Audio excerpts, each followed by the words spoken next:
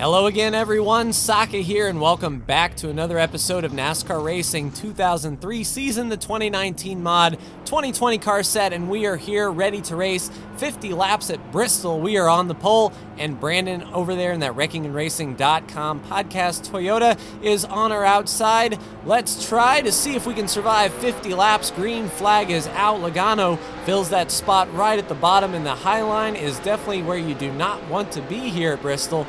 This isn't the progressive banking sort of Bristol, so on the bottom, on the flat, rooting and gouging like the Bristol of old is what we're fighting with today. Brandon gets the good launch off of turn 4 there, first lap already in the books, and like I said, we're settling in for 50 laps here at Bristol. Yellow flag is out already, so we'll have to check in and see exactly what happened there, but more laps for us, and we will rack them up. We do not have to pit this race, so we'll stay out and see what happened at the end of the race. Stay tuned.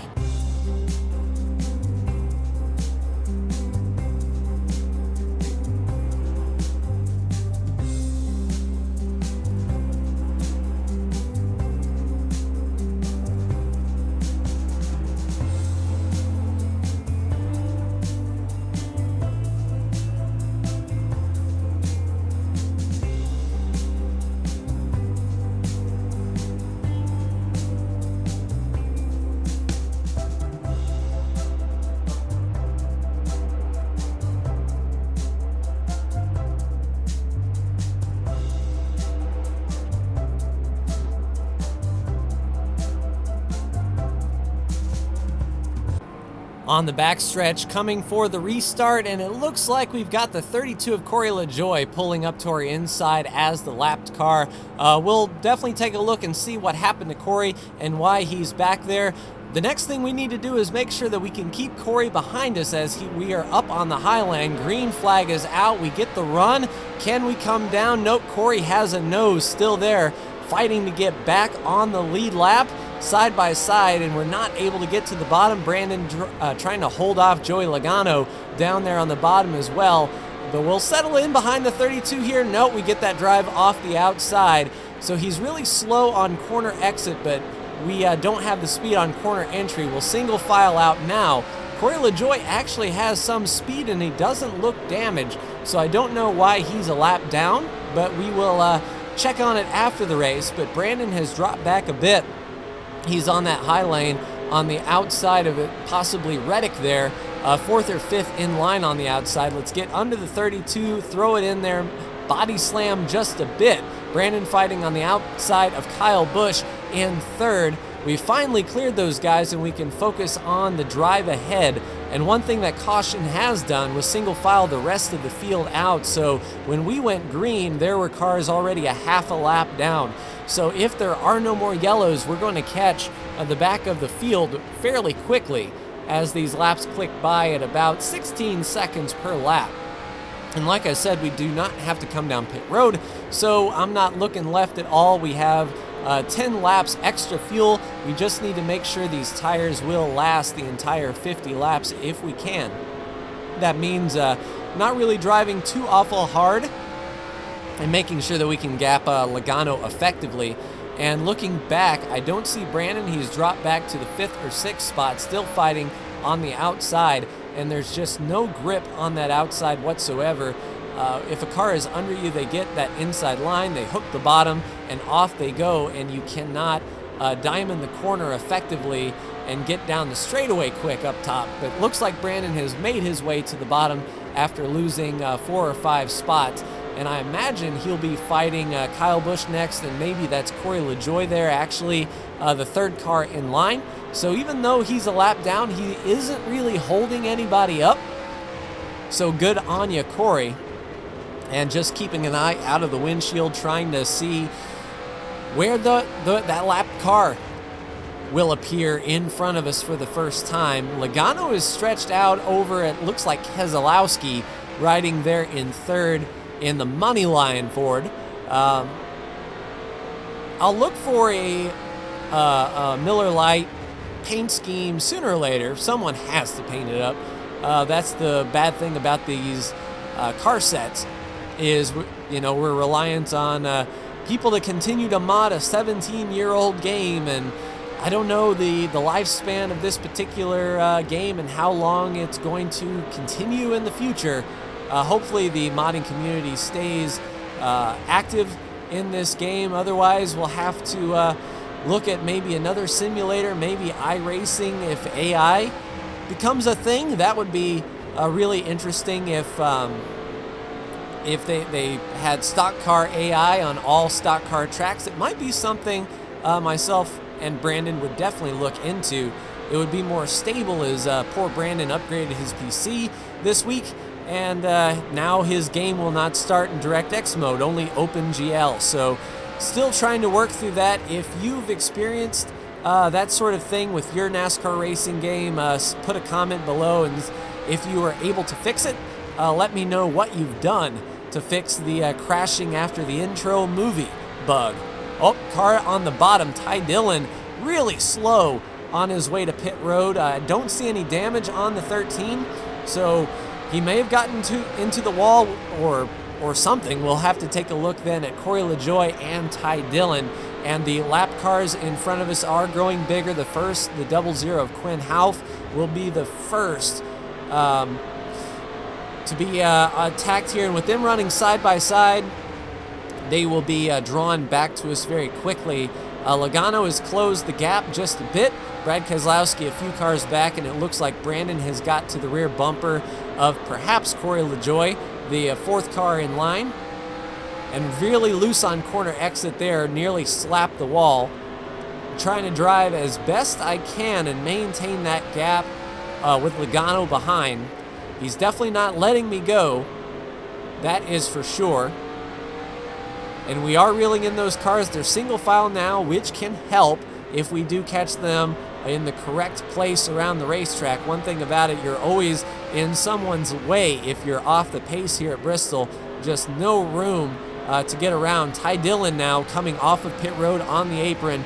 Looks like he'll blend, and that may be in front of Brandon as well. So not only fighting with Corey LaJoie, but now Ty Dillon is in front of him as well. Looks like the 38 has a shortened rear end.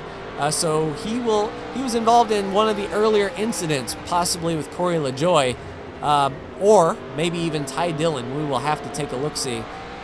But he will be the first one to catch now. Looks like he's more off the pace than Quinn. And we'll just have to pick and choose exactly where we're going to pass him at. Hopefully off of turn 4 we can get the launch and get under him here. Nope, not quite up to the bumper, but we've set up well for the backstretch here. Let's get that run, dive to the inside, get under, and force him to the top. Now, if he can blend down back to the bottom, that will help us gap Logano just a bit. And indeed, Logano does poke his nose down under the 38, and he is blocked. Outstanding. That's what we like to see. The 38 has gotten in the way. Now we can attack the 00. Logano makes short work of that 38, however, and will follow us through on the bottom under the 0. We haven't got quite the lead that I would like over Logano for these lap cars to get back on the racing line and really slow him up. Almost into the 15, and we might have doored him just a bit. That will allow the 00 to get under the 15 and become a rolling roadblock for Logano. That would be ideal. And in fact, Brandon has caught up a lot. I see him back there trying to pass the 38.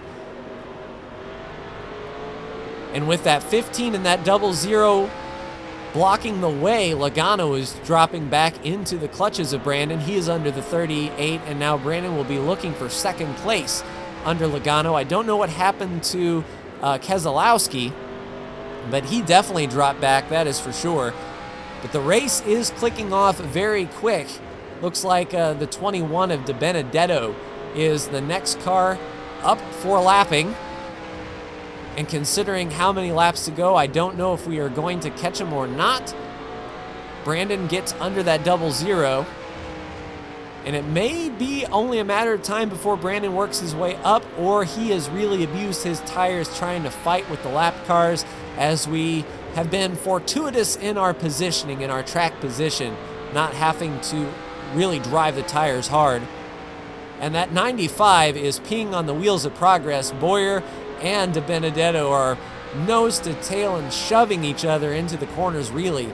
Bell is going to have to get out of the way, or Bowyer might move him, allowing the 21 to get under. Once we get up to these guys, though, it's going to become a cluster. If these guys try to pass the 95 while we're trying to pass them, we'll get into an accordion very quickly. So under De Benedetto, let's see if we can get on the inside under turn 1. Just sort of peek in, let him know we're there. He'll move up. He has a crunched front end. Looks like that hood was very caved in above the radiator. And Bowyer goes to make the pass under the 95. That will allow us to pass Bell. I don't know exactly how fast Clint Bowyer actually is now that he is in clean air. We'll see if he pulls away from us or if he maintains. But we're under the 95. He's still there just by a skosh. We'll drive into the corner and let the 95 fight it out. And there is Brandon now, right behind the 21 and the 95. We'll see if he follows the 21 through. And indeed, Brandon does get under the 95. And Bowyer is moderately quick. On corner entry, he's giving up a bit. Brandon forces the issue, pushes De Benedetto out wide, and now Brandon is the car right behind us. We'll have to pass Bowyer and put Bowyer between Brandon and ourselves.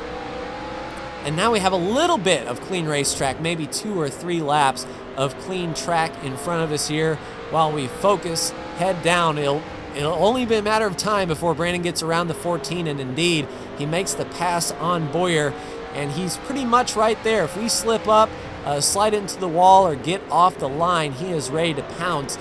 And I don't know how much he's got left in the tank as far as his tires are concerned.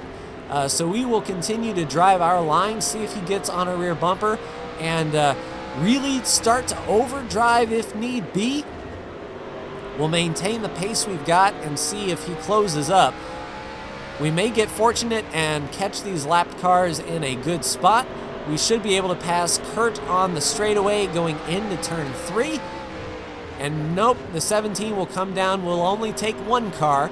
Brandon washed up just a bit and wasn't able to follow us through. Now Brandon will have to fight Kurt. He puts his left sides right there on the apron. Kurt Busch yields, and Brandon makes that pass. We have to get under the 17. We slip up off the corner just a bit. Rear tires got lit up as we tried to put the power down. 37 now right in front of us. Brandon into the wall and spinning. That will bring out the caution as we come back around and no one is behind us. I'm going to roll out so we don't put ourselves in a terrible position here and crash coming to the yellow. The yellow flag is out, and I don't think there are that many laps to go.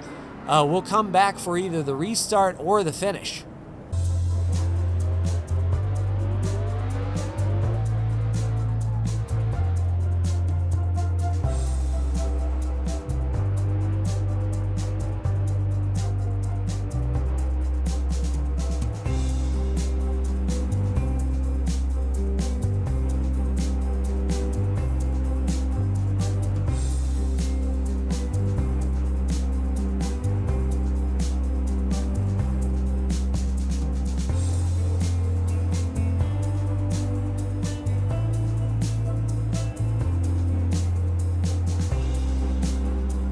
All right, ladies and gentlemen, as you can see, we come across the checkered flag in first.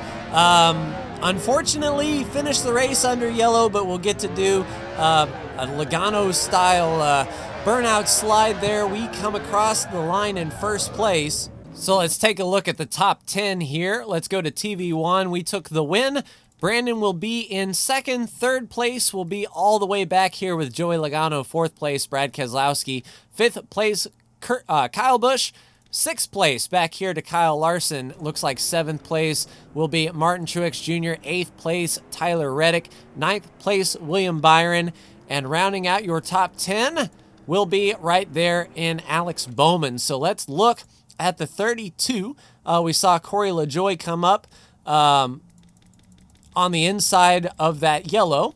We'll see if indeed Corey LaJoie was involved in some way. He came down pit road. So we'll see exactly what happened here. So LaJoie is on the bottom. on the start, and he just dives to pit road. Maybe he thought he needed fuel and didn't. So that was a pretty poor move by Corey LaJoie's crew. Still green here. Let's see if we can find the point of caution. When the caution came out, we were green there, and there sliding the 21 and the 38. There is the damage that we saw in the back of the 38 car of John Hunter Nemechek. Spun by the 00, it seems. So he goes Quinn Hoff decides to put it 3 wide, although John Hunter was leaving the door open.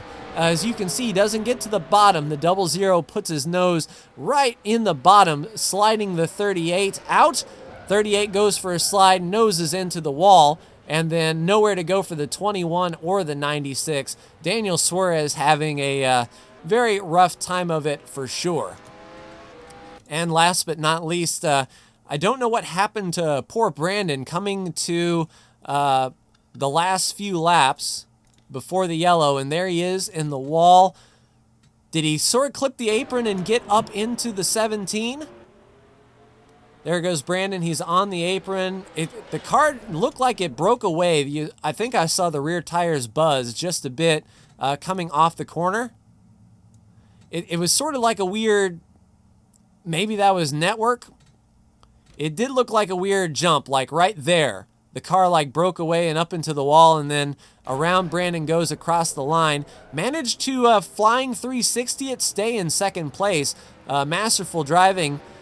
And luckily we had enough gap on Logano, so Brandon was able to come home in second. But to paraphrase Major League, everyone, we won last time, we won this time. If we win next time, that's called a winning streak. And that is completely out of the question usually for me, but glad that we've got our second win of the year, puts us in second in the points. Joey Logano is your cutoff driver, tied with Ricky Stenhouse, the tiebreaker. Logano's got more top fives than Ricky Stenhouse, but only 6 points back to Austin Dillon in 19th, 9 up to 13th for Keselowski. So while these guys are starting to stretch out and get half a race ahead, still a good 6 or 7 positions that can change in 2 weeks' time at Richmond. And look forward to you there. But that will do it for me. Like, share, and subscribe if you are so bold. Thank you so much for tuning in, and I will see you for the next NASCAR Racing 2003 season video. Take care.